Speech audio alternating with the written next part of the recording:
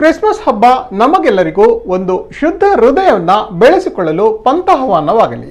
ಈ ಮೂಲಕ ನಾವು ನಮ್ಮ ನೆರೆಹೊರೆಯವರಲ್ಲಿ ಮತ್ತು ಪ್ರಕೃತಿಯಲ್ಲಿ ದೇವರನ್ನು ಕಾಣಲು ಸಾಧ್ಯವಾಗಲಿ ಎಂದು ಮಂಗಳೂರು ಧರ್ಮ ಪ್ರಾಂತ್ಯದ ಧರ್ಮಾಧ್ಯಕ್ಷರಾದ ವಂದನೀಯ doctor Peter Pal Saldanha Christmas ಶುಭಾಶಯಗಳನ್ನು ತಿಳಿಸಿದ್ದಾರೆ. ನಗರದ ಬಿಷಪ್ ಹೌಸ್ನಲ್ಲಿ ನಡೆದ ಕ್ರಿಸ್ಮಸ್ ಸಂದೇಶದಲ್ಲಿ ಮಾತನಾಡಿದ ಅವರು, ಕ್ರಿಸ್ಮಸ್ ಎಂದರೆ ಕನ್ಯಾಮರಿಯಮ್ಮನವರ ಮೂಲಕ ಆದ ದೇವಪುತ್ರ ಯೇಸು ಕ್ರಿಸ್ತರ ಜನನ ಎಂಬುದು ಇದರಲ್ಲಿರುವ ಏಕಮಾತ್ರ ಹೊಸ ವಿಷಯ. ಇದೊಂದು ಮಗದೊಮ್ಮೆ ಪುನರಾವರ್ತನೆಗೊಳ್ಳದ ಅನನ್ಯ ಘಟನೆ.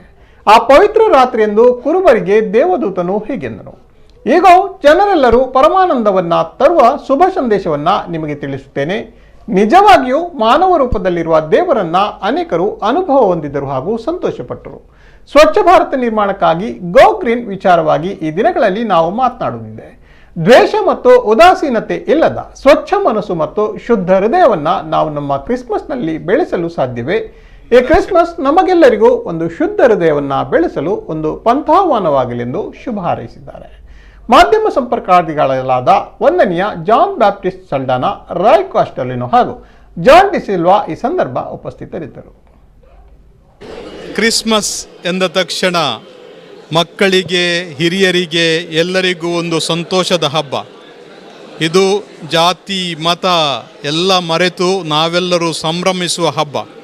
ಏಕೆಂದರೆ ಈ ಒಂದು ಪುಟ್ಟ ಕಂದ ಮರಿಯಳ ಮಗು ಯೇಸು ಕ್ರಿಸ್ತ ಎಲ್ಲ ಜನರಿಗೂ ಒಳಿತನ್ನೇ ಮಾಡಿ ಈ ಭೂಮಿಯಿಂದ ಸ್ವರ್ಗಲೋಕಕ್ಕೆ ಹೋದವರು ಮತ್ತು ಪುನಃ ಬರುವರು, ಮರಳಿ ಬರುವರು ಎಂಬ ಒಂದು ಭರವಸೆಯನ್ನು ಕೊಟ್ಟು ನಮಗೆ ಹೋಗಿದ್ದಾರೆ.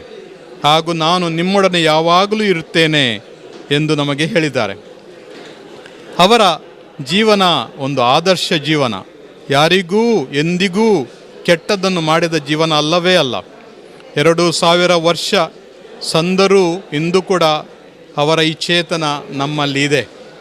ಕ್ರೈಸ್ತ ಸಮುದಾಯ ಇಂಥ ಉತ್ತಮ ಪ್ರೀತಿಯ, ಮಮತೆಯ, ಸೇವೆಯ ಹಾಗೂ ಪರರ ಮೇಲೆ ಕಾಳಜಿ ತೋರಿಸುವ ಒಂದು ಸಮುದಾಯವಾಗಿದೆ. ಯಾವುದೇ ಧರ್ಮದವರಾಗಲಿ, ಎಷ್ಟು ಬಡವರಾಗಲಿ, ನಿರ್ಗತಿಕರಾಗಲಿ, ಜನರು ನನಗೆ ಯಾರೂ ಇಲ್ಲ ಅಂತ ತನ್ನ ದುಃಖವನ್ನು ತೋಡಿಕೊಂಡಾಗ ಖಂಡಿತವಾಗಿ ಕ್ರೈಸ್ತರು ಬಂದು ಅಂಥ ಜನರನ್ನು ತನ್ನ ಮನೆಗಳಲ್ಲಿ, ಆಶ್ರಮಗಳಲ್ಲಿ ತಂದು ಅವರ ಆರೈಕೆ ಮಾಡ್ತಾರೆ, ಶುಶ್ರೂಷೆ ಮಾಡ್ತಾರೆ, ಅವರ ತಮ್ಮವರಂತೆ ನೋಡಿಕೊಳ್ತಾರೆ. ಮೊನ್ನೆ ಕೋವಿಡ್ ರೋಗದಿಂದ 2 ಮಕ್ಕಳು ಅನಾಥರಾದರು. ನಮ್ಮ ಪಟ್ಟಣದಲ್ಲೇ, ಮಂಗಳೂರಲ್ಲೇ ಒಂದು ಕುಟುಂಬ ಈ ಚಿಕ್ಕ ಮಕ್ಕಳನ್ನು ತಂದು, ಬಿಷಪ್ ನೋಡಿ, ನಮ್ಮ ಈ ಮಕ್ಕಳಿಗೆ ತಂದೆ ಕೂಡ ಇಲ್ಲ, ತಾಯಿ ಕೂಡ ಇಲ್ಲ, ಆದರೆ ನಾವು ಈ ಮಕ್ಕಳನ್ನು ನೋಡಿಕೊಳ್ತೇವೆ, ನಿಮ್ಮ ಆಶೀರ್ವಾದ ಕೊಡಿ ಅಂತ. ಎಂಥ ಒಳ್ಳೆಯ ಒಂದು ಮನೋಭಾವನೆ.